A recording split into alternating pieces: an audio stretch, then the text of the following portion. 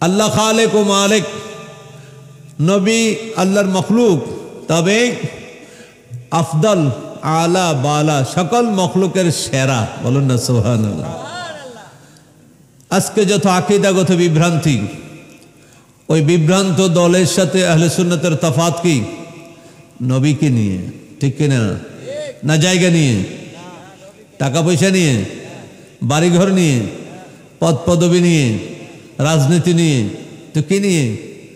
একমাত্র আকীদার কারণে আহলে সুন্নাত ওয়াল জামাতের সাথে অন্য 72 দলের তফাৎ, অন্য কোনো কারণ নাই। জায়গা জমি নিয়ে ধাক্কা ধাক্কি নেই, টাকা নিয়ে মারামারি নেই, সব সহায় সম্পত্তি, রাজনীতি, ক্ষমতা, এগুলো নিয়ে কোনো তর্ক বিতর্ক নাই। মূল বিতর্ক হলো আল্লাহ রসুল আকীদা নিয়ে, ঠিক কিনা? আকীদাকে সরাসরি বলতে গেলে আকীদার অপর নাম হলো ঈমান। আকীদার অপর নাম কি? ঈমান। ঈমান মানে কি? বিশ্বাস। আকীদা মানেও বিশ্বাস, গোড়াই গাড়াই কথায়। ঈমান মানেও বিশ্বাস, আকীদা মানেও বিশ্বাস। তো আকীদা মানে ঈমান, ঈমান মানে আকীদা, সবগুলো মানে বিশ্বাস করা। কাকে বিশ্বাস করা? আল্লাহকে বিশ্বাস করা 1 নম্বরে। 2 নম্বরে রসুলকে বিশ্বাস করা। 3 নম্বরে কিতাবকে বিশ্বাস করা। কি জানো না বাচ্চারা? তোমরা জানো না? ঈমানে মুফাসসাল পড়েছো? আমানতু বিল্লাহি ওয়া মালাইকাতিহি ওয়া কুতুবিহি ওয়া রুসুলি। পড়ছো নি? অর্থ বুঝছো না। পড়ছো মগর অর্থ বুঝছো না। আমানতু বিল্লাহ, আমি আল্লাহর প্রতি বিশ্বাস স্থাপন করলাম। ওয়া মালাইকাতিহি, আল্লাহর যত ফেরেশতার কুল আছে, ফেরেশতার জগৎ আছে, সবগুলোর প্রতি আমি বিশ্বাস স্থাপন করলাম।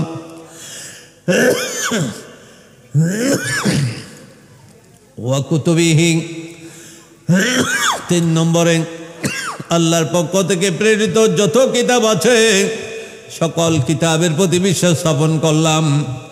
ওয়া রাসূলিহি, 4 নম্বরে আল্লাহর পক্ষ থেকে যত নবী রাসূল পাঠানো হয়েছে সকল নবী রাসূলের প্রতি আমরা বিশ্বাস স্থাপন করলাম। ওয়াল ইয়াউমিল আখির, 5 নম্বরে হলো আমরা শেষ বিচারের দিন, পরকাল বিশ্বাস করলাম, কিয়ামত হবে এটা বিশ্বাস করলাম। ওয়াল কদরে, এবং তকদীরের প্রতি বিশ্বাস করলাম। এগুলো হলো আকীদা। তকদীরের প্রতি বিশ্বাস করলাম। তকদীর মানে কি? তকদীর মানে কি? বাচ্চারা কথা কয় না। তকদীর মানে কি? ভাগ্য, ভাগ্যলিপি। আল্লাহর পক্ষ থেকে আমাদের যে তকদীর নির্ধারণ করা হয়েছে সেটাকে বিশ্বাস করলাম। তকদীরের ব্যাখ্যা দিচ্ছেন খায়রিহি ওয়া শাররিহি মিনাল্লাহি তাআলা। আমাদের জীবনে ভালো হোক চাই মন্দ হোক, সবগুলো কার পক্ষ থেকে হয়? কার পক্ষ থেকে? আল্লাহর পক্ষ থেকে হয়। ওয়াল বা'থে বা'দাল মাউত, 7 নম্বরের বিশ্বাস হলো আমরা ইন্তেকাল হওয়ার পরে মাটির সাথে মিশে নিশ্চিহ্ন হয়ে যাব না, আমাদের অস্তিত্ব বিদ্যমান থাকবে। একদিন আবার আল্লাহ আমাদেরকে আবার মানুষের মতো উঠাবেন, ঠিক কিনা? সুবহানাল্লাহ।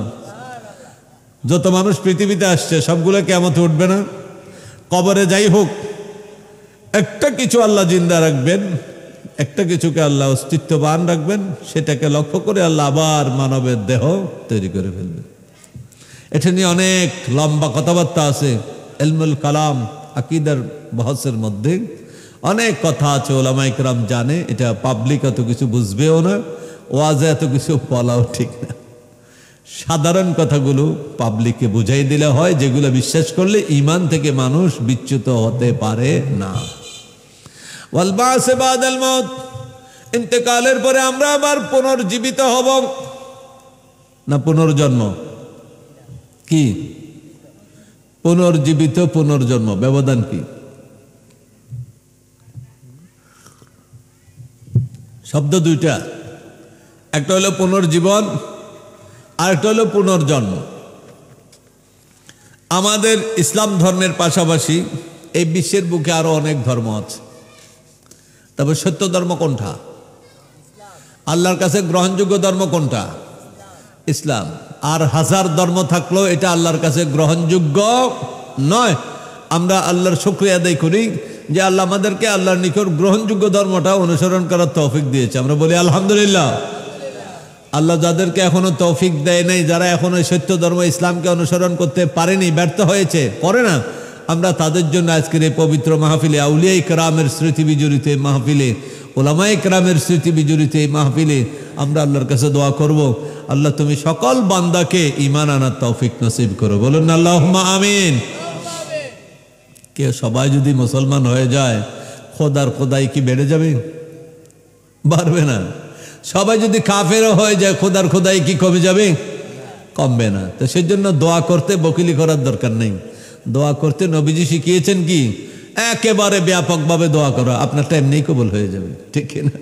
খালি নিজের জন্য করলে এটা বকিলি, এটা কবুল হবার সম্ভাবনা কমে যায়।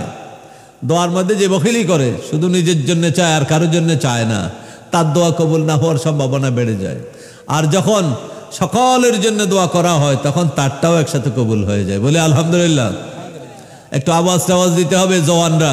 বুড়োরা তো বয়স হয়ে গেছে, পারবে না, অনেক বয়স হয়ে গেছে, শক্তি কমে গেছে, পারবে না। বাচ্চারা একটু কথা বলতে হবে, ঠিক কিনা? তোমরা চুপ থাকলে মানুষ বলবে যে ময়দান মনে হয় খালি, মানুষ মনে একটাও নাই। তোমরা কথা বললে, তোমরা আওয়াজ দিলে মানুষ বুঝতো যে না, মাহফিলে লোকজন আছে, ঠিক কিনা? আওয়াজ দিয়ে বলি আলহামদুলিল্লাহ। একটু মহাব্বতে আওয়াজ দিয়ে দুরূদ শরীফ পড়ি, আল্লাহুম্মা সাল্লি আলা সাইয়্যিদিনা মাওলানা মুহাম্মদ ওয়া আলা আলি সাইয়্যিদিনা মাওলানা মুহাম্মদ। তাইলে আজকে মানুষ ৭৩ দল হয়েছে কি নিয়ে? আকীদা নিয়ে। আকীদা নিয়ে। আকীদার বেশকমের কারণে ভিন্ন ভিন্ন দলে পরিণত হয়েছে। সকল মানুষ মূলত ছিল কি? সুন্নি, আহলুস সুন্নাহ ওয়াল জামাতের অনুসারী সকল মানুষ ছিল। সেখান থেকে আস্তে আস্তে শয়তান ভাগ করিয়া করিয়া মানুষদেরকে কি করেছে? বিভিন্ন দলে উপদলে বিভক্ত করেছে। কেন? শয়তানের টার্গেট একটাই, আমাদেরকে সত্যিকারের ঈমান থেকে, সত্যিকারের আকীদা থেকে সরাইয়া দেওয়া। নাউজুবিল্লাহ বলবো না? আওয়াজ দিয়ে বলি নাউজুবিল্লাহ। ঈমান যদি আমাদের ঠিক থাকে, আমল একটু কম হলেও আল্লাহ নাজাত দিয়ে দেবেন। বলুন আলহামদুলিল্লাহ। কে বলেছে? দয়াল নবীজি বলেছেন। কি বলেছেন? আখলেস দীনাকা। যাদের ঈমান ঠিক নাই, হাদিসে কিন্তু আগে ভরে, কিন্তু আমল করে না। নুরানি মাদ্রাসা, আমরা নাম শুনছি না? নুরানি, ম্যাক্সিমাম নুরানি মাদ্রাসাওয়ালারা কোন আকীদা পোষণ করে? কোন আকীদা? ওহাবি আকীদা। আরে কইতে শরম লাগে। ম্যাক্সিমাম নুরানি মাদ্রাসাওয়ালাদের আকীদা কি? ওহাবি আকীদা। এদের হাদিসের কিতাবের, নুরানি কিতাবের ১ নম্বর হাদিস হলো নবীজির হাদিস, এটা আখলিস দীনাকা ইয়াকফিকাল আমালুল কালিলু। দয়াল নবীজির একখানা হাদিস, অত্যন্ত গুরুত্বপূর্ণ হাদিস, কিন্তু সেটা অনুযায়ী যদি তারা মানতো, আমাদের কোনো অভিযোগ আর থাকতো না। সেটা অনুযায়ী যদি তারা চলতো, আমাদের বলার কোনো পথ থাকতো না। বলে একটা, করে আরেকটা, এখানেই আমাদের সমস্যা। বলি নাউজুবিল্লাহ। আল্লাহ রাসূল বলেন আখলিস দীনাকা আই ঈমানাকা। এখানে দিন শব্দের অর্থ ঈমান। হে আল্লাহর বান্দা, তোমার ঈমান ঠিক করে ফেলো, তোমার আকীদা ঠিক করে ফেলো। ইয়াকফিকাল আমালুল কালিলু। তুমি জান্নাতে যাওয়ার জন্য অনেক বুড়ি বুড়ি আমলের দরকার নাই, একটু আমলই তোমার নাজাতের জন্য যথেষ্ট হয়ে যাবে, যদি ঈমানটা ঠিক থাকে, আকীদা যদি ঠিক থাকে। ঈমান আকীদা যদি ঠিক না থাকে, লক্ষ বছর ইবাদত করেও জান্নাতের ধারে কাছে গেছা যাবে না, ঠিক কিনা? প্রমাণ আসেনি? আছে। কোথায়? ছোট মানুষকে আমি কি হচ্ছে পশ্চিমের দূর কেমন কম। প্রমাণ হলো ইতিহাস প্রমাণ দিচ্ছে, কোরআন সুন্নাহর মধ্যেও প্রমাণ আছে। ইতিহাস বলতেছে ইবলিস নামক একটা সত্তা আছে। আসেনি? আসেনি? আপনাদের গ্রামে দেখা যায়? খাড়েরা গ্রামে আর ইবলিসকে দেখছেন না, ইবলিসের রূপ কেমন? সে কি সুন্দর না কালাও? সে কি পুরুষ না মহিলা? দেখা গেছে নি? যায় নাই, কিন্তু তার অস্তিত্ব সত্য সারা বিশ্বের মধ্যে। শুধু সারা বিশ্বে নয়, আল্লাহ রসুল বলতেছেন ইন্না শাইতানা ইয়াজরি বনি আদমা মাজরাদ দম, বনি আদমের রগে রগে শয়তান দৌড়ায়। সুবহানাল্লাহি ওয়া বিহামদিহি। আল্লাহ তুমি হেফাজত করো, বলুন আল্লাহুম্মা আমিন। বনি আদমের রগে রগে চলবার ক্ষমতা আছে, রক্তকণিকার সাথে প্রবাহিত হওয়ার ক্ষমতা ইবলিসের আছে।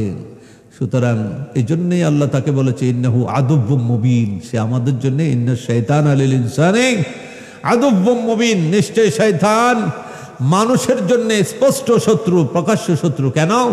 মানুষ ইমানদার হোক এটা সে দেখতে পারে না, মানুষ জান্নাতি হোক সেটা সে দেখতে পারে না। এজন্যই আজকে মুসলমানদের মধ্যে এত ফেরকা। আবার যা মানুষ, বিশ্বের মধ্যে মানুষ আছে কত কোটি? এখন বিশ্বে মানুষ প্রায় 700 কোটি। 700 কোটি মানুষের মধ্যে ইমানদার কয় কোটি? 150 থেকে 200 বা 200 কোটির মতো মুসলমান, তাইলে আর 500 কোটি তো কাফের। দেখেন শয়তানের কারসাজি কত বড়। এক একজনকে এক এক ফন্দি ফিকিরের মাধ্যমে আল্লাহ রসুল থেকে দূরে সরাইয়ে দিয়েছে। নাউজুবিল্লাহ কইতেন না? 500 কোটি থেকে 550 কোটি এই বিশ্বের চরাচরে বর্তমানে কাফের, যারা আল্লাহকে মানে না। বলুন না নাউজুবিল্লাহি মিন যালিক। আল্লাহকে মানতে হলে কার মাধ্যমে মানতে হবে? আখিরি নবীর মাধ্যমে মানতে হবে। কার মাধ্যমে? এ বাচ্চারা শোনো, পরস্পরের কথা নয়। আল্লাহকে মানতে হলে কার মাধ্যমে মানতে হবে? আখিরি নবীর মাধ্যমে। এখন যদি ইব্রাহিম নবীর মাধ্যমে মানলে ইমানদার হওয়া যাবে না। এই টাইমে এসে যদি আমি মুসা নবীর মাধ্যমে আল্লাহকে মানবো, মানা হবে? হবে না। কেন? আল্লাহর হুকুম হলো আখিরি নবীর যখন এসে যাবে তখন অন্য কোন নবীর নবুয়ত কার্যকর থাকবে না, এটা অকার্যকর হয়ে যাবে। আমাদের ভাইয়েরা দূরে বসছেন কেন? কাছে আসেন, একটু এদিকে চলে আসেন, মেহেরবানি। আপনারা দেখলে, মানুষের দেখলে বুঝবে এরা রাগ করে দূরে বসে রয়েছে, আপনাদের দোষ দেবে। আপনার কাছে চলে আসেন। এই মানুষের কইবে যে এরা, এদেরকে মনে গালি ঠেলে দিছে, দূরে যেয়ে বসে রয়েছে। একটু কাছে কাছে বসেন, গরমও লাগবে, দেখতেও সুন্দর লাগবে।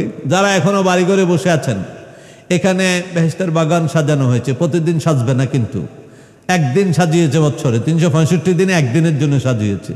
যারা আসবেন লাভবান।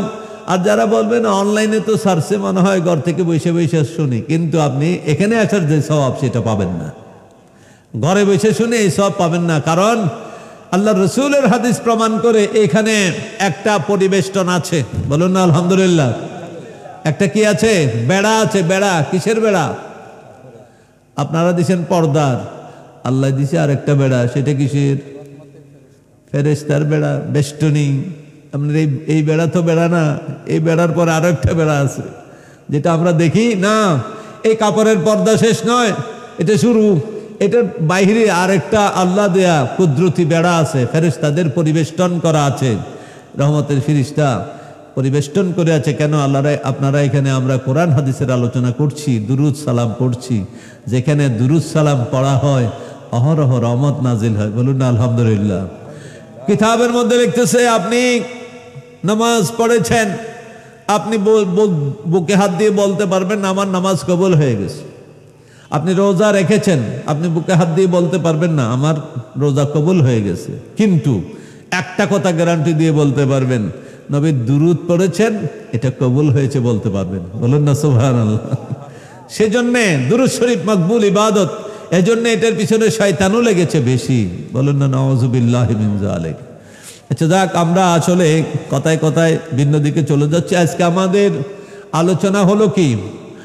মরহুম ওলামায়ে কেরাম নিয়ে আলোচনা। তার মানে আলোচ্য বিষয় হলো মৃত্যু। মৃত্যু, মৌত, হায়াত নয়, মৌত। আমরা তো এখন আছি কি? মৌতে না হায়াতে? আমরা কি? হায়াতে। হায়াতের আগে আসে মৌত না পরে? পরে। হায়াত শেষ হওয়ার পরে। তো আল্লাহ বলেন আমি হায়াতও সৃষ্টি করেছি, মওতও সৃষ্টি করেছি। কেন? আল্লাযী খালাকাল মাউতা ওয়াল হায়াতা লিয়াবলুয়াকুম আইয়ুকুম আহসানু আমালা ওয়া হুয়াল আসীসুল গফুর। আওয়াজ দিয়ে বলুন না সুবহানাল্লাহ। আল্লাহ রাব্বুল আলামিন এমন সত্তা, এমন পরাক্রমশালী ক্ষমতাধর রব, তিনি মওত সৃষ্টি করেছেন, হায়াতও সৃষ্টি করেছেন। জিন ইনসানের জন্য, সাকালাইনের জন্য হায়াত এবং মওত সৃষ্টি করেছেন। কেন? তিনি নিজেই বলছেন, আমি মওত সৃষ্টি করলাম, হায়াতও সৃষ্টি করলাম। কেন? লিয়াবলুয়াকুম, তোমাদেরকে পরীক্ষা করবার জন্যে। সুবহানাল্লাহ। আমাদেরকে আল্লাহ পরীক্ষা করেন। তো আল্লাহ যদি পরীক্ষায় ফেলেন, আল্লাহর নবী যদি নুরানি নজর না দেন, পরীক্ষা আমরা পাশ করতে পারবো? পরীক্ষা পাশ করার জন্য দরকার কার? নবীর নুরানি নজর, নবীর দুরুদ সালাম, এগুলো উসিলা হিসেবে গ্রহণ করুন, আল্লাহ পরীক্ষা পাশ করাইয়া দেবেন। বলুন না আলহামদুলিল্লাহ। মওত এবং হায়াত দুইটা জিনিস রব্বুল আলামিন সৃষ্টি করেছেন, নারী পুরুষ, জিন ইনসান সকলের জন্য, শুধু এক শ্রেণীর জন্য নয়। জিন এবং ইনসান দুই জাতিকে পরীক্ষা করবেন। কি পরীক্ষা? মানুষের জীবন, যে কারো 60, 70, 80, 90, 100, এখানে মাশাআল্লাহ আমরা দেখতে পাচ্ছি 70, 80 বছর বয়সের মুরব্বিও আছে। আলহামদুলিল্লাহ বলি। কেন? যত বয়স্ক মানুষ থাকে, যত দাড়ি পাকা চুল পাকা মানুষ থাকে, আল্লাহ এদেরকে সম্মান করেন। বলুন না সুবহানাল্লাহ। ওনাদের উসিলায় আমরাও মালিকের একটু মেহেরবানি পাইতে আশা করতে পারি, ঠিক না? বলুন না আলহামদুলিল্লাহ। আল্লাহুম্মা আমিন। 50 বছর, 60 বছর, 70, 80, 100 বছর আমার আপনার জীবন, এটা পরীক্ষা। কিসের পরীক্ষা? একটি মাত্র ওয়াদা রক্ষার পরীক্ষা, একটি মাত্র ওয়াদা প্রতিপালনের পরীক্ষা, আর কিছুই না। এটাই মানব জীবন। কি আমার সাথে আপনারা একমত না দ্বিমত? দ্বিমত হলেও কইতে পারেন, সমস্যা নাই। নানা মনের নানা মত, মেনি ম্যান মেনি মাইন্ড থাকতে পারে, কিন্তু কোরআন হাদিসের বাইরে মাইন্ড যেতে পারবে না। গোটা মানব জীবন, জিন জাতি, মানব জাতির জীবন, গোটা জীবন একটা ওয়াদা রক্ষার পরীক্ষা। খেয়াল করছেন নি? কোরআন শরীফে আসেনি? আছে কি? আল্লাহ রাব্বুল আলামিন আপনাকে আমাকে সৃষ্টি করার আগে রূহের জগতে খোদার কুদরতি হাতের মধ্যে কিয়ামত পর্যন্ত, আদম নবীর আমল থেকে নিয়ে কিয়ামত পর্যন্ত যত মানুষ আসবে, সকল মানবের রূহগুলো হাতে নিয়েছেন, কুদরতি হাতে নিয়ে বললেন, আলাস্তু বিরাব্বিকুম, আমি আল্লাহ কি তোমাদের প্রতিপালক নই, রব নই? সকল রূহ একসাথে বলেছিলাম আল্লাহর সামনে, ক্বালু বালা। আমরা সবাই বলেছিলাম কি? হ্যাঁ। এই হ্যাঁ যে বলেছি, হার উপরে থাকি কিনা এটা পরীক্ষা করার জন্য পৃথিবীতে পাঠাইছি। বলুন না সুবহানাল্লাহ। আল্লাহ বললেন, হ্যাঁ তো বলছো, ওয়াদা ঠিক সাকিও, কিন্তু কিয়ামতের দিন যদি বলো ইন্না কুন্না আন হাযা গাফিলিন, কাজ হবে না। কিয়ামতে আমার কাছে এসে যদি কও, আল্লাহ ওয়াদা তো দিছিলাম বহু আগে, তখন তো দেহের অবয়ব সৃষ্টি হয়নি, আমি পৃথিবীতে অস্তিত্ববান হইনি, আমি তো পৃথিবীতে গিয়ে বেমালুম বলে গেছি, গাফেল হয়ে পড়েছি, এই কথা বললে কাম নিহি হোগা, কোনো কাজ হবে না। কি করতে হবে? ওই ওয়াদার উপর অটল থাকতে হবে, অবিচল থাকতে হবে, আস্থাবান থাকতে হবে। আল্লাহকে যে রব মেনেছি, রবের রসুলকে মানছি কিনা, রবের কিতাব মানছি কিনা, রবের আদেশ মেনেছি কিনা, রবের নিষেধ মেনেছি কিনা, সব কিছু কিয়ামতে পুঙ্খানুপুঙ্খরূপে হিসাব নেবেন, ঠিক কিনা ভাইরা আমার? মানব বলেন, দানব বলেন, মানুষ জাতি, জিন জাতি, এই দুই জাতির একটা ওয়াদা রক্ষার পরীক্ষা। আল্লাহ রব আমরা মানি কি মানি না, এটার পরীক্ষা। যদি মানি আল্লাহ রব, এটার অনুযায়ী যদি কাজ করি, আল্লাহ মেহেরবানি করে নাজাত দিতে পারেন আখিরাতে।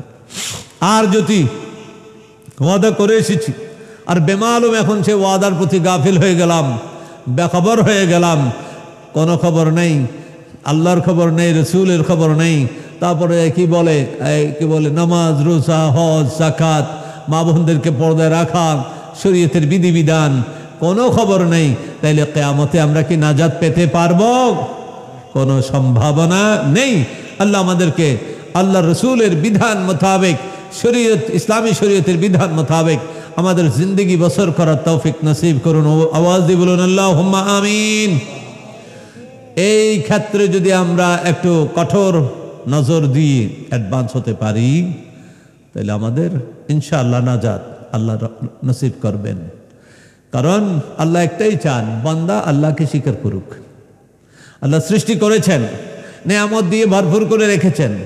এই যে আপনার এমনি আমরা বাতাসের মূল্যায়ন করি না, অক্সিজেনের মূল্যায়ন করি না। কোভিড লাগছে আর আমরা বুঝছি না অক্সিজেনের দাম কত। সিলিন্ডারের জন্য হন্যে হয়ে হাসপাতাল থেকে হাসপাতাল দৌড়াইছি, হায় রে টাকা, লাখ লাখ টাকা, এক এক বোতল অক্সিজেনের দাম হাজার হাজার টাকা, পাচ্ছি না, নাই নাই নাই। অনেক রোগীকে কি আমরা বাঁচাতে পেরেছি? পারিনি। কিন্তু যখন ফ্রি পাচ্ছে অক্সিজেন, তখন আমার কাছে মূল্যায়ন হয়নি।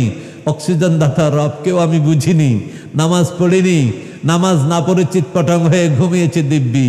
কোথায় নামাজ, কোথায় রোজা, কোথায় কি? দিনের বেলায় নিজে তো খাইছি, বন্ধু বান্ধব নিয়েও খাইছি অনেকে। নওজুবিল্লাহ নওজুবিল্লাহ। পর্দা নাই, পুশিদা নাই, চরিত্রের আখলাকের কোনো খবর নাই। মদের বোতল নিয়ে কত লাফালাফি, কিন্তু যখন কোভিড আইছে এখন তো খাইছে, বাঁচতাম না। অনেকে মেসেজ দেয়, হোয়াটসঅ্যাপে মেসেজ দিছে আমার একটা, আমার জীবনে অনেক ভুল হয়েছে, আমারে মাফ করে দিয়ে কোন দিন মারে যাই কোনো হিসাব নেই। এই ভয়টা যদি সবসময় থাকে, মানুষ আল্লাহর রাস্তা থেকে বিচ্যুত হতে পারে না। এটাই মূল কথা। মানুষের পরীক্ষা পাশ করার মূল কথাই হলো আল্লাহকে ভয় করা। আল্লাহকে যে ভয় করে সে ওয়াদা মোতাবেক চলবে। বালা যে বলেছে হ্যাঁ আপনি আমাদের রব, সেই কথার উপরে চলবে। আর যদি আল্লাহর ভয় অন্তরে না থাকে, তাহলে তার চলাচল হবে বেপরোয়া, কথাবার্তা হবে বেপরোয়া, আচার আচরণ হবে বেপরোয়া। আজকে আমরা দেখতে পাচ্ছি পৃথিবীতে একটা দুষ্ট চক্র, আল্লাহকেও মানে না, রসুলকেও মানে না, মানুষকে মানুষ জ্ঞান করে না, মানুষের উপর পশুর চাইতেও নির্মম নিষ্ঠুর অত্যাচার চালাচ্ছে। ঠিক কিনা ভাইরা আমার? আজকে আমরা বার্মার দিকে তাকালে দেখি মানুষের প্রতি নিষ্ঠুরতার চরম শিখরে আরোহণ করেছে। আমরা ভারতের দিকে তাকালে হিন্দু মোদী সরকার, তার প্রেতাত্মা, এদেরকে আমরা দেখতে পাই এরা মুসলমানদের উপর নির্মমতার সর্বশেষ পর্যায়ে অতিক্রম করেছে, নিষ্ঠুরতার চরম পর্যায়ে অতিক্রম করেছে। ফেসবুকে অনলাইনে যখন দেখি একজন মুসলমানকে পিটাচ্ছে আর জোর করে বলে, বল জয় শ্রীরাম বল, জয় শ্রীরাম বল, তখন আর নিজেকে ধরে রাখতে পারি না। আল্লাহ তুমি কেমনে সহ্য করতেছো এই কাফের মুশরিকদের অত্যাচার? তুমি একটা ভূমিকম্প দিয়ে বিনাশ করে দাও এই বিয়াদবের দলকে, কাফের মুশরিকের দলকে। ফিলিস্তিনে যখন দেখি নিরপরাধ মানুষ আশ্রয় কেন্দ্রে বসে আছে, সেখানে বোমা মেরে উড়িয়ে দিচ্ছে শত শত মানুষ। আজকের দিনেও 87 জন মুসলমান ফিলিস্তিনের জমিনে শহীদ করে দিয়েছেন। ইন্না লিল্লাহি ওয়া ইন্না ইলাইহি রাজিউন। এই মাগরিবের পরে নিউজ দেখলাম ইউটিউবে, আজকে 87 জনে পর্যন্ত শহীদ হয়ে গেছেন। আর মুসলিম বিশ্ব নাকে তেল দিয়ে মাথায় তেল দিয়ে ঘুমাচ্ছে, আমেরিকার পূজা করছে, ইসরায়েলের পূজা করছে। বড় ব্যথা লাগে, অন্তরে বড় দুঃখ লাগে। দুঃখ ভারাক্রান্ত হৃদয় নিয়ে কথাগুলো না বলে পারছি না। আল্লাহ রসুল বলেছেন তাম পৃথিবীর মুসলমান একটা দেহের মতো। আমি বাংলাদেশে ভালো আছি, ফিলিস্তিনের মানুষ ভালো নাই, আমি ভালো আছি বলবার কোনো সুযোগ নাই। কাশ্মীরের মানুষ ভালো নাই, হিন্দুস্তানে মসজিদের পর মসজিদ ভেঙে দিচ্ছে শয়তানের দল, মসজিদের নিচে মন্দির খোঁজে। নাউজুবিল্লাহ। আমরা তো কই বাংলাদেশে মসজিদের নিচে মন্দির খুঁজি না, বা মন্দিরের নিচে মসজিদ খুঁজি না। তোদের তো লক্ষ লক্ষ মন্দির বাংলার জমিনে আছে। আমরা মুসলমানরা কোনোদিন কোনো মন্দিরের নিচে মসজিদ খুঁজেছি? আগে মসজিদ ছিল, কোনো শয়তান বলতে পারবে না। আমরা সেরকম খুঁজিনি। কেন? আমরা তোদের মতো হীনমন্য নই, আমরা তোদের মতো মানবতার দুশ্মন নই। মানবতা কাকে বলে আমার নবীজি শিখিয়েছেন। ঠিক কিনা ভাইরা আমার? তোরা নবীও পাস নাই, মানবতাও শিখতে পারস নাই, সেই জন্য শ্রীগাল কুকুরের মতো ব্যবহার করস, নিজেরাও মানুষের সাথেও আল্লাহ তোদের তকদিরে হেদায়েত রাখেনি। ওই জন্যই তো তোরা মুশরিক। আল্লাহ বলছেন ইন্নামাল মুশরিকুনা নাজাসুন, মুশরিকরা নাজাস, অপবিত্র, নাপাক। তো তোদের থেকে ভালো কাজ হবে আমরা প্রত্যাশাও করতে পারি না। তবে খাজা গরিব নওয়াজ আল্লাহর অশেষ মেহেরবানিতে এসে তোদের দেশে কোটি কোটি বনি আদমকে আজকে ধর্মের অনুসারী বানিয়েছেন। আমরাও অনুসারী হয়েছি খাজা গরিব নওয়াজের বদৌলতে, বলি আলহামদুলিল্লাহ। জানেন তো, ইতিহাস জানেন তো, আমরা মুসলমান হয়েছি খাজা গরিব নওয়াজ রহমতুল্লাহ আলাইহির সরাসরি ওনার বদৌলতে। কেন? উনি ভারতে আল্লাহ রসুল পাঠিয়েছেন ওনাকে। উনি যদি না আসতেন, ভারত ছিল কাফেরের দেশ, এদেশে মুসলমান ছিল না। কাফের মুশরিকের দেশে এসে খাজা গরিব নওয়াজ রহমতুল্লাহ আলাইহি বেলায়েতের মশাল নিয়ে কাজ শুরু করে দিয়েছেন আল্লাহ রসুলের ইচ্ছায়। এবং কাফের যেই গেছেন খাজা গরিব নওয়াজকে মারতে, সে পেয়েছে ইমানের দৌলত। বলুন না আলহামদুলিল্লাহ। আমাদের পূর্বপুরুষরা কাফের মুশরিক ছিল, কোনো সন্দেহ নাই। আজ থেকে মনে করেন 600, 700, 800 বছর আগের ইতিহাস খোঁজেন, আমাদের পূর্বপুরুষরা কাফের মুশরিক, হয়তো হিন্দু ছিল, নত বৌদ্ধ ছিল। এই পাক ভারত উপমহাদেশীয় অঞ্চলটা হিন্দু বৌদ্ধ অধ্যুষিত বেল্ট। এখানে খ্রিস্টান নাই বললেই চলে। খ্রিস্টান এখন যেগুলো হয়েছে, এগুলা মিশনারিদের অপতৎপরতার মাধ্যমে, টাকার বিনিময়ে। ওয়েস্টার্ন কান্ট্রিগুলো যে মিশন, এদের যে কি বিভিন্ন মিশনের মাধ্যমে, বিভিন্ন কি বলে NGO, non government voluntary organisation মাধ্যমে, বেসরকারি সেবা সংস্থার মাধ্যমে সেবার নাম দিয়ে ধর্মান্তরিত করেছে। নাউযুবিল্লাহ মিন যালিক। আমাদের পার্বত্য অঞ্চলে দেখতে পাবেন, ভারতের বিভিন্ন প্রত্যন্ত অঞ্চলে, বার্মার প্রত্যন্ত অঞ্চলে, বিভিন্ন মুসলিম দেশের প্রত্যন্ত অঞ্চলে দেখতে পাবেন খ্রিস্টানরা কোটি কোটি ডলার খরচ করে খালি ধর্মান্তর করে তাদেরকে খ্রিস্টান বানানোর জন্য। আমরা মুসলমানরা যদি সেরকম কাজ করতাম, আজকে মুসলমানের সংখ্যা অনেক অনেক বেড়ে যেত। দুঃখজনক হলেও সত্য, আমরা দেখতে পাই এমন দুর্বান্দার কিছু ইমানদারও আছে যারা বিভিন্ন লোভে পড়ে ইসলাম ধর্ম ত্যাগ করছে, এমন দুর্ঘটনাও ঘটছে। নাউজুবিল্লাহ বলবেন না? আওয়াজ দিয়ে বলুন নাউজুবিল্লাহ মিন যালিক।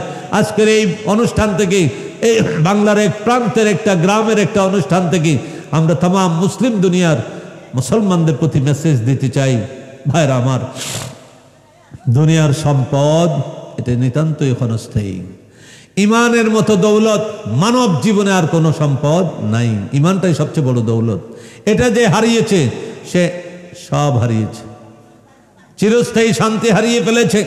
আর ইমান যে ধরে রাখতে পেরেছে, যতই কষ্ট হোক, যতই বিপদাপন্ন হোক জীবন, যতই সংকটাপন্ন হোক, যতই মুসিবতের পাহাড় আমাদের উপরে এসে যাক, যে কোনো মূল্যে আমরা ইমান ধরে রাখবো। ইমান হলো সবচেয়ে বড় দৌলত। ইমান ছাড়া কেউ জান্নাতি হতে পারবে না। নামাজ দিয়ে কেউ জান্নাতি হতে পারবে না। রোজা, হজ, যাকাত দিয়ে কেউ জান্নাতি হতে পারবে না। জান্নাতি হতে গেলে 1 নম্বর শর্ত হলো ইমান। ঠিক কিনা ভাইরা আমার? কোনোভাবে যত বিপদ হোক, জান চলে যাক, কিন্তু ইমান চলে যাক সেটা বলা যাবে না। ইমানকে আঁকড়ে ধরতে হবে, ইমানকে ধারণ করতে হবে, লালন করতে হবে, প্রহারা দিতে হবে, ইমান যেন কেউ ছিনিয়ে নিতে না পারে। সেজন্য ইমানের বিষয়ে আমাদেরকে সর্বোচ্চ সতর্ক হতে হবে। আল্লাহ আমাদের সকলকে তৌফিক নসিব করেন, আমিন।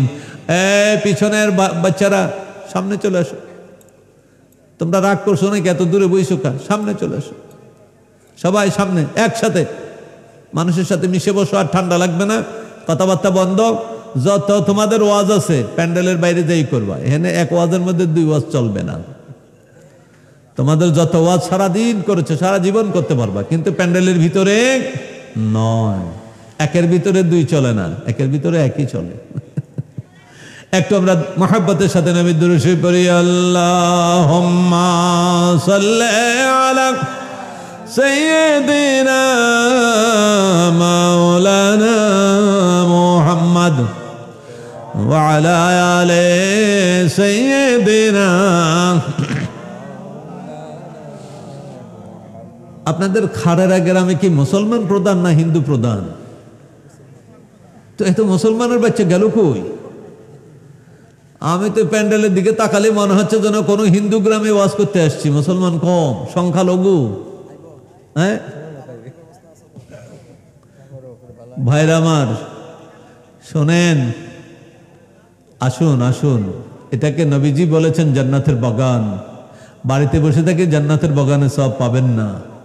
এই জান্নাতে এসে নাম তালিকাভুক্ত করান, আখিরাতে কাজে লাগবে।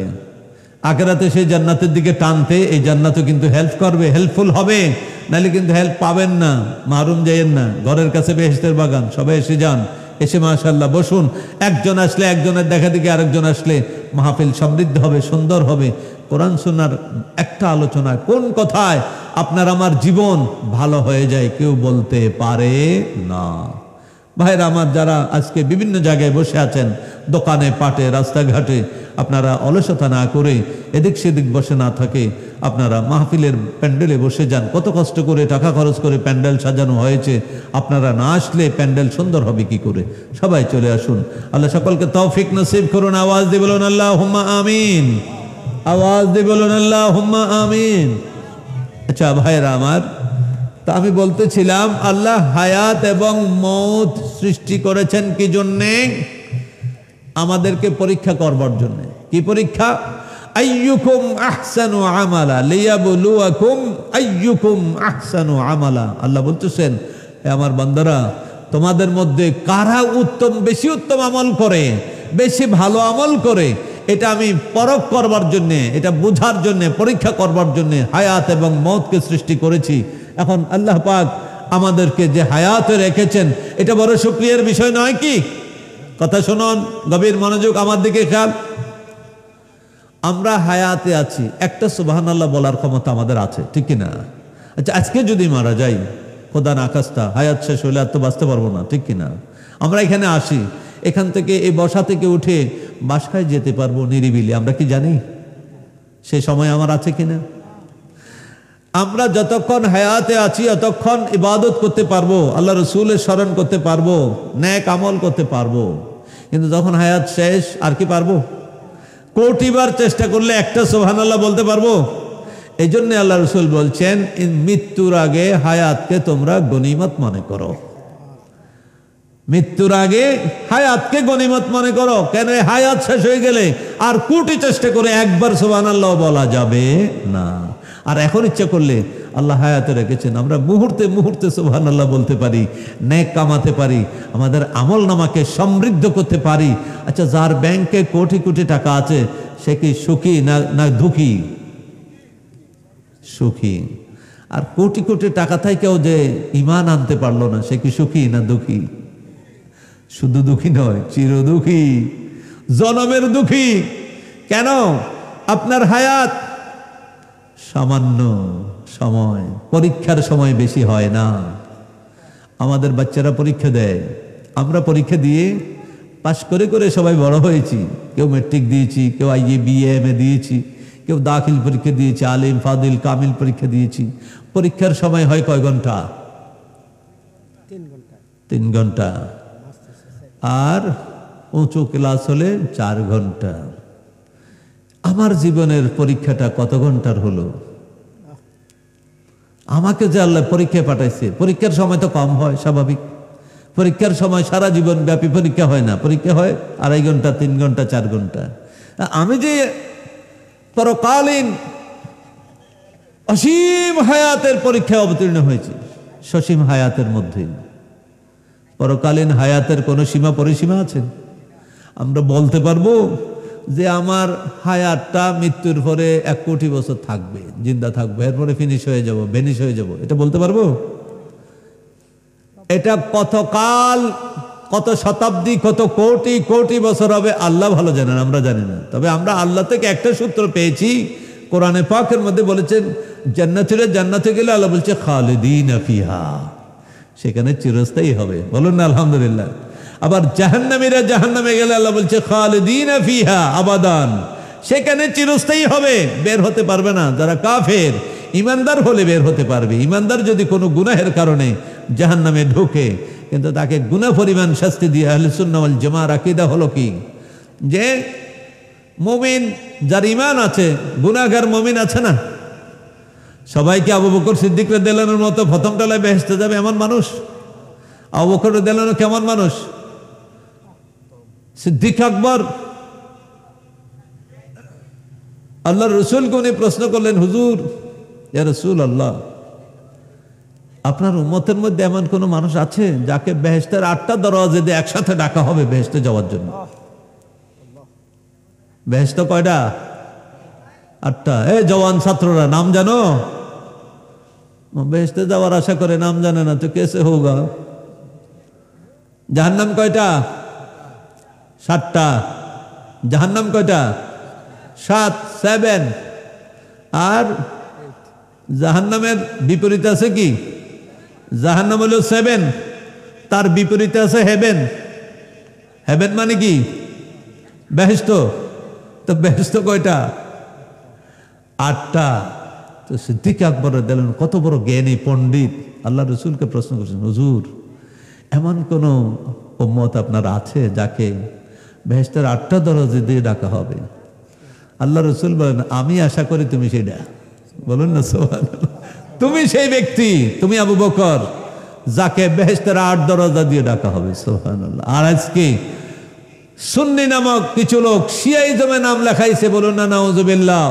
তারা বলে আবু বকর সিদ্দিক রাদিয়াল্লাহু আনহু জালেম ছিলেন, নাউজুবিল্লাহ। আবু বকর রাদিয়াল্লাহু আনহু নাকি মা ফাতেমা জাহরার পেটে লাথি মেরে বাচ্চা নষ্ট করে ফেলেছে, এরকম উদ্ভট মানগড়া বানোয়াট কথা বলে, নাউজুবিল্লাহ। এটা সিদ্দিক আকবরের উপর অপবাদ, বলে নাউজুবিল্লাহ। আমিরে মুআবিয়া রাদিয়াল্লাহু আনহু সম্পর্কে বাজে মন্তব্য করে। এরা শিয়া, এরা কখনো সুন্নি হতে পারবে না। সে চাইতো পীর হোক, চাইতো মুরিদ হোক, চাইতো উস্তাদ হোক, চাইতো ছাত্র হোক, চাইতো জ্ঞানী হোক, চাইতো মূর্খ হোক, আমিরে মুআবিয়া রাদিয়াল্লাহু আনহু যদি সমালোচনা করে, আহলে সুন্নাত ওয়াল জামাতের আকীদা হলো সে শিয়া। আজকে কি খতম পড়াইছেন? খতমে বুখারী। ইমাম বুখারী কি কোনো মুনাফিকের হাদিস গ্রহণ করেছেন? ইমাম বুখারী কি কোনো কাফেরের হাদিস গ্রহণ করেছেন? আজকে এমন মুসলমানের বাচ্চাও পাওয়া যায়, মুসলমান নামক কুলাঙ্গার, তারা বলে আমিরে মুআবিয়া মুনাফিক ছিলেন, নাউজুবিল্লাহি মিন যালিক। এমন মুসলমানের বাচ্চাও পাওয়া যায় যারা বলে আমিরে মুআবিয়া মুসলমান ছিলেন না, নাউজুবিল্লাহ। তো ইমাম বুখারী যে অনেকগুলো হাদিস আমিরে মুআবিয়ার বর্ণিত রাদিয়াল্লাহু আনহুর বর্ণিত হাদিস গ্রহণ করলেন, তো কেমনে এগুলো কিভাবে নেবেন? সহিহ বুখারী শরীফের মধ্যে আমিরে মুআবিয়া রাদিয়াল্লাহু আনহু বর্ণিত অনেক হাদিস আছে, প্রায় 64টা না কয়টা হাদিস, একটা দুইটা না। একটা রাবীর ব্যাপারে কোনো সংশয় পেলে ইমাম বুখারী সে হাদিস নেন নাই। এবং আমিরে মুআবিয়া রাদিয়াল্লাহু আনহু সম্পর্কে বলেছেন, ইমাম বুখারীর মন্তব্য বুখারী শরীফের মধ্যে যে বলতেছে দাহু আন্নাহু ফাকিহুন, ওনার ব্যাপারে চুপ করো, মন্তব্য করা ছেড়ে দাও, উনি একজন ফকিহ সাহাবী, শুধু সাহাবী না, মুফতি সাহাবী। বলুন না সুবহানাল্লাহ। রাসূলের সাহাবী অনেক ছিল, সকল সাহাবী কিন্তু মুফতি ছিল না। আমিরে মুআবিয়া রাদিয়াল্লাহু আনহু ছিলেন এমন সাহাবী যিনি ফিকহার ইজতিহাদানা ক্ষমতা রাখতেন, মুজতাহিদানা ক্ষমতা রাখতেন, মুজতাহিদের যোগ্যতা সম্পন্ন, কোরআন সুন্নাহ থেকে মাসআলা বের করার যোগ্যতা সম্পন্ন ফকিহ সাহাবী ছিলেন আমিরে মুআবিয়া। আজকে শিয়াদের টাকা খাইয়া, ইরানের টাকা খাইয়া, ডলার খাইয়া অনেকে ইরানের গোয়েন্দাগিরি করে, ইরানের দালালি করে। সোজা কথা, কেউ আছে সৌদি আরবের টাকা খাইয়া ওয়াহাবিজমের দালালি করে, আর কিছু আছে ইরানের টাকা খাইয়া শিয়াইজমের দালালি করে। এগুলো থেকে সাবধান। আহলে সুন্নাত ওয়াল জামাতের আকীদা হলো আমিরে মুআবিয়া রাদিয়াল্লাহু আনহু রাসূলের সাহাবী, শুধু সাহাবী নয়। আহলে সুন্নাত ওয়াল জামাতের আকীদা হলো হযরত আমির মুআবিয়া রাদিয়াল্লাহু আনহু রাসূলের ওহীর লেখক এবং রাসূলের ব্যক্তিগত চিঠির লেখক। বলুন না সুবহানাল্লাহ।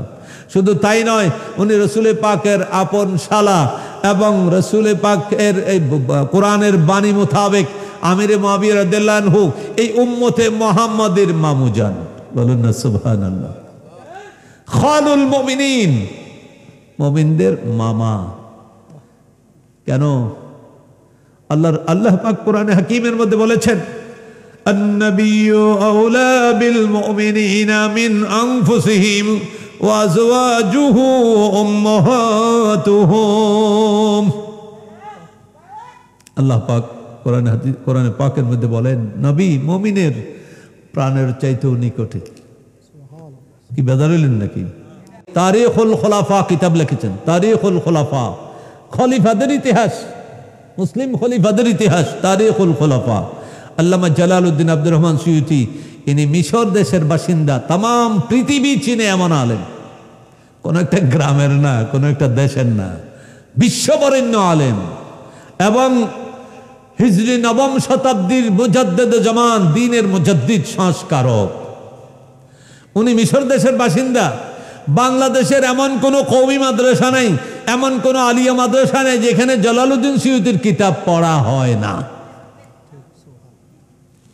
যত ফাদিল মাদ্রাসা আছে বাংলাদেশের আলিয়া, সবগুলোতে ওনার লেখা জালালউদ্দিন সুয়ুতি রহমতুল্লাহ লেখা তাফসিরে জালালাইন পড়ানো হয়।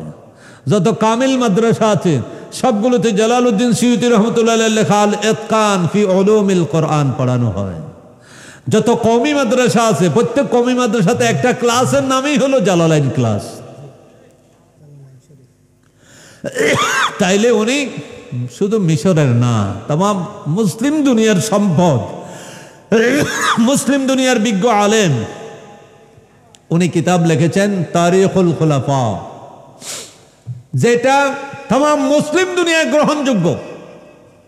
তারিখুল খুলাফার কোন রদ এই পর্যন্ত লেখা হয় নাই। ইসলামের ইতিহাস এত সুন্দর ইতিহাস, কেউ যদি ভুল লেখে তার বিরুদ্ধে আরেকটা কিতাব লিখে এটা সংশোধনী দেয়। বলেন না আলহামদুলিল্লাহ। কেন? আল্লাহ রাসূল বলেছেন আল মুমিনু মিরাতুল মুমিনে, এক মুমিন আরেক মুমিনের জন্য আয়না স্বরূপ। কেউ ভুল লিখলে যুগে যুগে শতাব্দীর পর শতাব্দী দেখা গেছে একজন ভুল লিখেছে, ওনার ইচ্ছামতো লিখেছে, কোরআন সুন্নাহ এটা সমর্থন করে না, আরেকজন এটার বিরুদ্ধে আরেকটা কিতাব লিখে এটার জবাব দিয়েছে। কিন্তু তারিখুল খুলাফার এ পর্যন্ত কোনো জবাব লেখা হয়েছে আমার জানা নেই। অন্তত এখানে অনেক ওলামায়ে কেরাম আছে, ওনাদের জানা আছে কিনা আমি জানি না। কি পাইছেন আপনারা? আমি কিন্তু পাই নাই এখনো। আপনারা পেয়ে থাকলে আমাকে বলবেন, কারণ আমি তো ছোট্ট মানুষ, আমার অজানা অনেক কিছু থাকতে পারে। উনি এত বড় বাহরুল উলুম, শুধু কোরআনের উপরে ওনার কিতাব। আমি ওনার কিতাবের লিখনের তালিকা দেখলাম, গুনলাম। আমি শুধু কোরআন, তাফসীর, উসুলে তাফসীর, অভিধান, কোরআনের অভিধান, এই বিষয়ে কোরআনের উপরে আমি প্রায় 23টার মতো কিতাব গুনেছি। খালি কোরআনের উপরে লিখেছেন উনি। বলুন না সুবহানাল্লাহ। কোরআনের উপরে শুধু 23টা। একটা কিতাব এখনো ছাপা হয় নাই।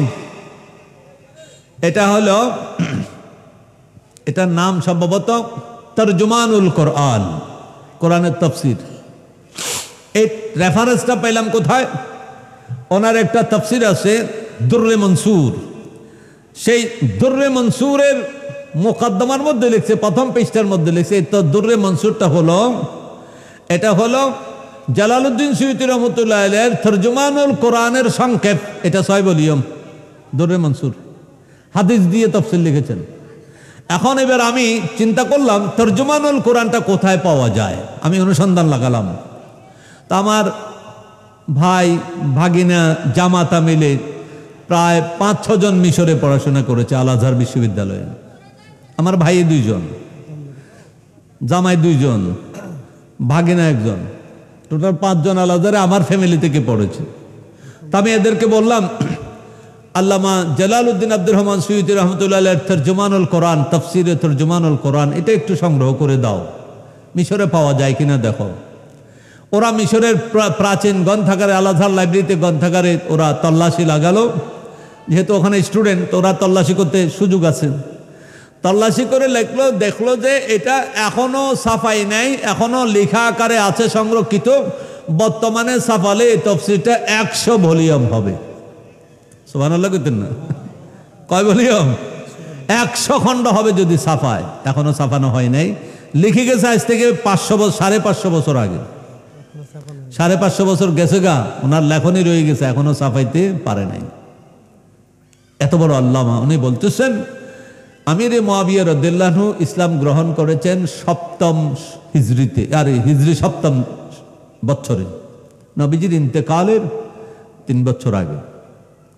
তবে সেটা গোপন রেখেছিলেন, ওপেন করেন নাই। ভয়ে, কেন? মায়ের ভয়ে। কে? হিন্দা, আবু সুফিয়ান রাদিয়াল্লাহু আনহুর স্ত্রী হিন্দা রাদিয়াল্লাহু আনহা। আগে ছিল কাফের, পরে মুসলমান হয়েছে। এখন আর কাফের করার সুযোগ নাই। নবীজির ফতে মক্কার সময় 8ম হিজরিতে ইন্তেকালের 2 বছর আগে আমির মুআবিয়া রাদিয়াল্লাহু আনহুর আব্বাজান আম্মাজান হযরত আবু সুফিয়ান এবং তার স্ত্রী হিন্দা দুইজনই নবীজির কাছে এসে মুসলমান হয়ে গেছেন। বলুন আলহামদুলিল্লাহ। বদরের যুদ্ধের কারণ ছিল আবু সুফিয়ান, উহুদের যুদ্ধের কারণ ছিল আবু সুফিয়ান, খন্দক অন্যান্য যুদ্ধের কারণ ছিল আবু সুফিয়ান। কিন্তু যখন ঈমান এনে ফেলেছে সব বেয়াদবি মাফ। বলুন আলহামদুলিল্লাহ। ইসলামের কাহিনী হুকুম এটাই, আল ইসলাম ইয়াহদিমু মা কানা ক্বাবলাহু। ইসলাম ঈমান গ্রহণ করলে, ঈমান গ্রহণ করার আগে যত গুনাহ থাকে সগীরা কবিরা জানা অজানা সব গুনাহ আল্লাহ মাফ করে দেন। বলুন না সুবহানাল্লাহ। এখন হিন্দা, যে হিন্দা উহুদের যুদ্ধে নবীজির চাচা হামজা রাদিয়াল্লাহু আনহুর শহীদ শাহাদাতের পর ওনার কলিজা বের করে চাবাইছেন প্রকাশ্যে, বদরের যুদ্ধের নিন্দা জ্ঞাপন করেছেন, প্রতিশোধ গ্রহণ করেছেন, কিন্তু যেই মাত্র ঈমান গ্রহণ করে ফেলেছে এখন আমরা হিন্দার বদনামি করতে পারি না। এখন উনি আল্লাহর ফতোয়া মোতাবেক রাদিয়াল্লাহু তাআলা আনহা হয়ে গেছেন। আবু সুফিয়ান মুসলমানের এত শত্রুতা করলো, অনেক মুসলমান শাহাদাতের কারণ আবু সুফিয়ান, কিন্তু যেই মাত্র ঈমান গ্রহণ করে ফেলেছে তখন রাদিয়াল্লাহু আনহু হয়ে গেছেন। আবু সুফিয়ান আবার রাসূল পাকের শ্বশুর। বলুন না সুবহানাল্লাহ।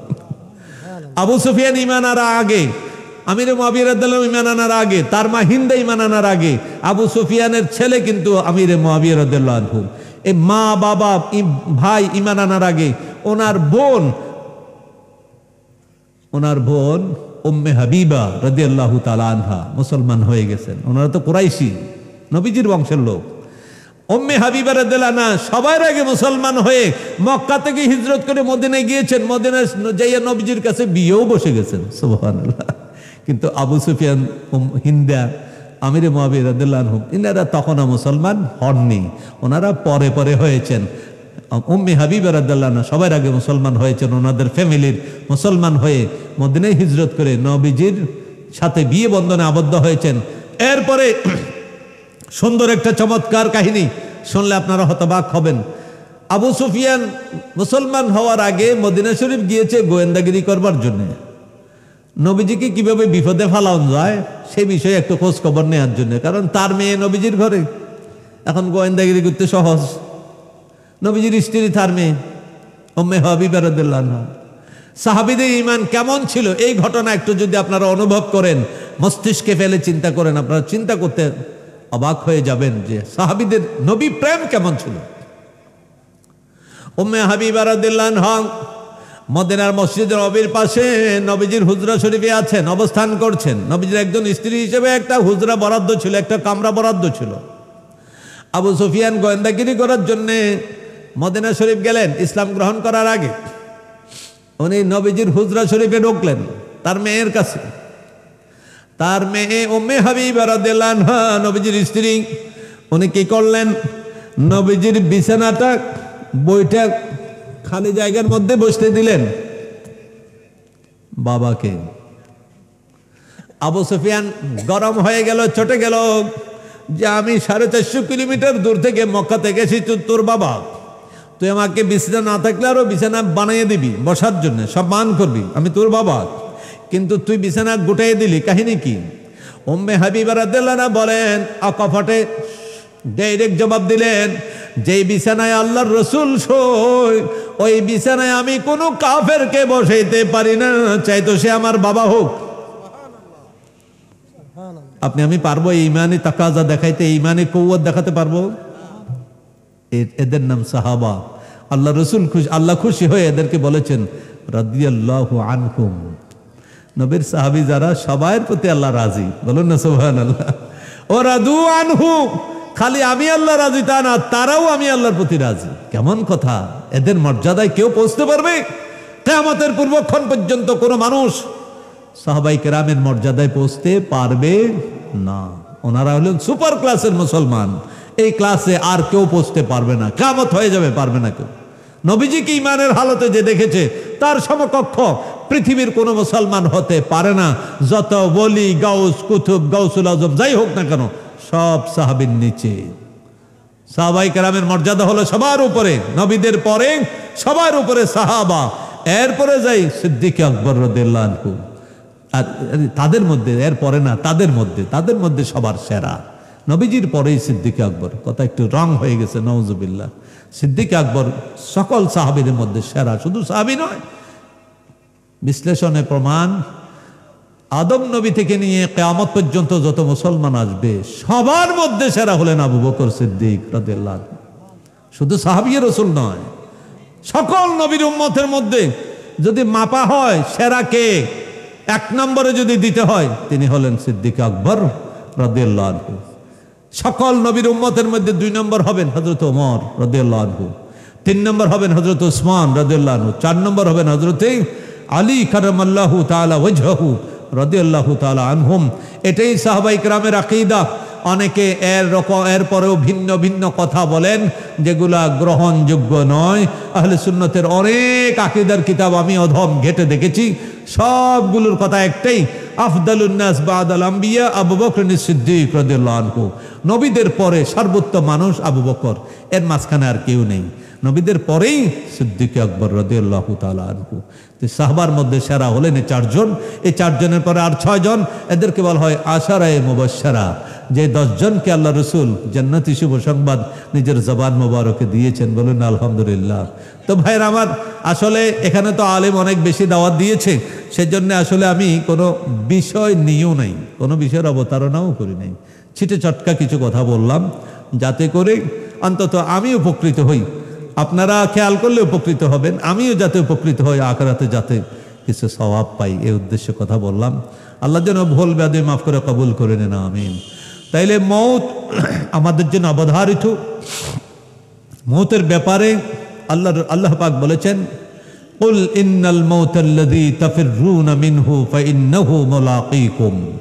আজকে যে 3 হযরতের মৌতের পরে ওনার উরসে পাক আমরা করছি, ওনাদেরকে স্মরণ করছি, এই মৌতটা একদিন আমাকে আপনাকে সবাইকে পেয়ে বসবে, কাউকে ছাড় দেবে না।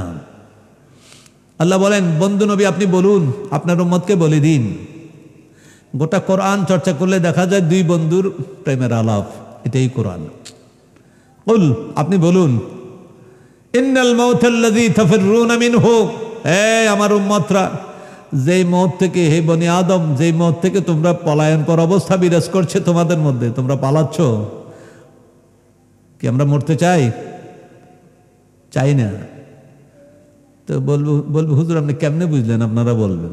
আমি বুঝছি এইভাবে, অসুস্থ হইলে প্রথমে কয় যে ব্রাহ্মণবাড়িয়া হসপিটালে নিয়ে যাও, এখানে না হলে কয় যে ঢাকা নিয়ে যাও, ঢাকা না হলে কয় যে ইন্ডিয়া নিয়ে যাও, ব্যাঙ্গালোর, সেখানে না হলে কয় যে থাইল্যান্ড, ব্যাংকক, আমেরিকা, লন্ডন নিয়ে যাও, তারপর আমি বাঁচতে চাই। আরেক কবি তো একেবারে রাগ ডাক না রেখে অফেন বলেই ফেলছি, মরিতে চাই না আমি এই সুন্দর ভুবনে, আমি বাঁচতে চাই, শুধু বাঁচতে চাই। বাঁচতে চাইলেও কি বাঁচা যাবে? যাবে না, এটা নির্ধারিত। ফাইজা জা আজালুহুম ফালা ইস্তাখিরুনা সাআতান ওয়ালা ইস্তাকদিমুন। যখন আপনার আমার মৃত্যুর সময় এসে যাবে, এক মুহূর্ত আগানো যাবে না, এক মুহূর্ত পিছানো যাবে না। এটাই আল্লাহর বিধান, এটাই বিধাতার বিধান। আল্লাহ আমাদেরকে এটা মেনে খাঁটি মুমিন হওয়ার তৌফিক নসিব করুন, আমিন। আর আল্লাহ যে বলেছেন, বন্ধু নবী আপনি বলুন, ইন্নাল মাউতাল্লাযী তাফিররুনা মিনহু ফাইন্নাহু মুলাকীকুম। যেই মওত থেকে তোমরা পালাচ্ছ, বাঁচতে চাচ্ছ, বাঁচতে পারবা না, এই মওত তোমাদের সাথে আলিঙ্গন করবে। মুলাকীকুম সুম্মা তুরাদ্দুন, অতঃপর মৃত্যু তোমাদের গতিপথ পরিবর্তন করে দেবে। আমরা দেখতে পাই ভারত থেকে অনেকগুলো নদী আমাদের দেশে আসছে, কিন্তু হিংসুক হিন্দুরা এগুলোর গতিপথ পরিবর্তন করে দিছে, পানি বন্ধ করে দিচ্ছে, পানি আসতে দেয় না, গতি স্তব্ধ করে দিচ্ছে। তো আল্লাহ বলতেছেন এই মওত কি করবে? তুরাদ্দুন, তোমাদের গতিপথ পরিবর্তন করে দেবে। কোন দিকে? এতদিন ছিলাম আমরা পৃথিবীমুখী, শুধু বড় হচ্ছি। আপনার আমার নামের পাশে কি বাড়ছে? অবিদ্যা বাড়ছে। আপনার আমার নামের পদবি বাড়ছে। এক সময় ছিলাম বাবার ছেলে, এরপরে হয়েছে পুরুষ, এরপরে হয়েছে একজনের স্বামী, এরপরে হয়েছে একজনের বাবা, এরপরে হয়েছে একজনের নানা, দাদা, এরপরে হয়েছে বড় বাবা। অনেক কিছু হচ্ছি, হইতেই আছি, কিন্তু এই গতিপথটাকে পরিবর্তন করে ফিরিয়ে দিছে আখিরাতের দিকে। সুম্মা তুরাদ্দুন, অতঃপর এই মৌত আপনাকে ফিরিয়ে দেবে, গতিপথ পরিবর্তন করে দেবে কোন দিকে? ইলা আলিমিল গায়বি ওয়াশ শাহাদা, ওই রবের দিকে গতিপথ ফিরিয়ে দেবে। দুনিয়ামুখী ছিলাম, কবরমুখী করে দেবে।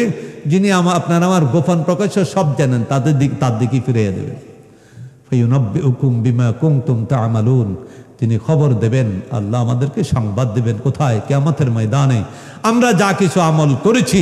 তো সুতরাং এই আল্লাহ যেদিন আমাদেরকে সংবাদ দেবেন, সেদিন যেন আল্লাহ এই সংবাদটা দিতে পারেন আমরা ঈমানও ঠিক রেখেছি, আমলও ঠিক রেখেছি। আল্লাহ আমাদের এইভাবে জীবন অতিবাহিত করার তৌফিক নসিব করুন, আমিন। আর আমি তো চাইছি ছেড়ে দিতে, আবার কি আছে?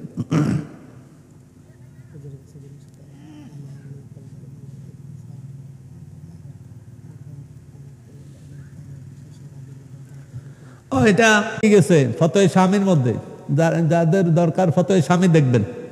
ফতোয়ে শামীর প্রথম খণ্ডের শেষে লেখা আছে রাদিয়াল্লাহু আনহু, এটা কাকে বলবেন মানদণ্ড আল্লাহ ঠিক করে দিয়েছেন সূরা বাইয়িনার মধ্যে। রাদিয়াল্লাহু আনহু ওয়া রাদু আনহুম ওয়া যালিকা লিমান খাশিয়া রাব্বাহ। আল্লাহ তার রবকে যে ভয় করে তাকে রাদিয়াল্লাহু বলা যায়, তো ভয় না করলে তো ওলি হইতে পারছে না। আবার ফতোয়ে শামীর মধ্যে বলছে ওয়াইস্তাহিব্বুত তারদি ওয়া তারাহুম লিসাহাবাতি, সাহাবীদের জন্য রাদিয়াল্লাহু বলা যায়, রাহমাতুল্লাহ আলাইহি বলা যায়। আবার ওয়াবিল আকসে, আর তার বিপরীতে বলা যায়, সাহাবাকে রাদিয়াল্লাহু বলা যায়, ওলিদেরকে রাহমাতুল্লাহ বলা যায়। আবার সাহাবাকে রহমতুল্লাহ আলাইহি বলা যায়, ওলিদেরকে রাদিয়াল্লাহু বলা যায়। আমরা একটা বাইন্ডিংস তৈরি করছি, এটা আসলে কিতাবে নাই, আমাদের জবানে চলতে চলতে একটা বাইন্ডিংস হয়েছে। কিতাবে এটা সাপোর্ট করে না। কিতাবে বলে রাদিয়াল্লাহু আনহু সাহাবাদেরকেও বলা যায়, আর যত আল্লাহর ওলি বুজুর্গ এদেরকেও বলা যায়, কিন্তু মর্যাদায় সমকক্ষ নয়। আমরা ওলি হিসেবে মর্যাদা দিলাম আর কি, আল্লাহর বন্ধু। ঠিক আছে, আল্লাহ সকলকে বুঝার, জানার, মানার তৌফিক নসিব করুন, আমিন। সকলের দোয়া চেয়ে, মরহুম হযরতদের দোয়া চেয়ে এখানে বিদায় করছি। আল্লাহ সকলকে সহি সালামতে নিরাপদে রাখুক। যা আলোচনা হলো বলবে দে আল্লাহ ক্ষমা করে দিক। যা আলোচনা হলো প্রথমে আগে আমাকে, পরে সকলকে আমল করার তৌফিক নসিব করুন, আমিন। আসসালামু আলাইকুম ওয়া রাহমাতুল্লাহি ওয়া বারাকাতুহু। মাওলায়া সাল্লি ওয়া সাল্লিম দাইমান আবাদা আলা হাবিবিকা খায়রিল খালকি কুল্লিহিম।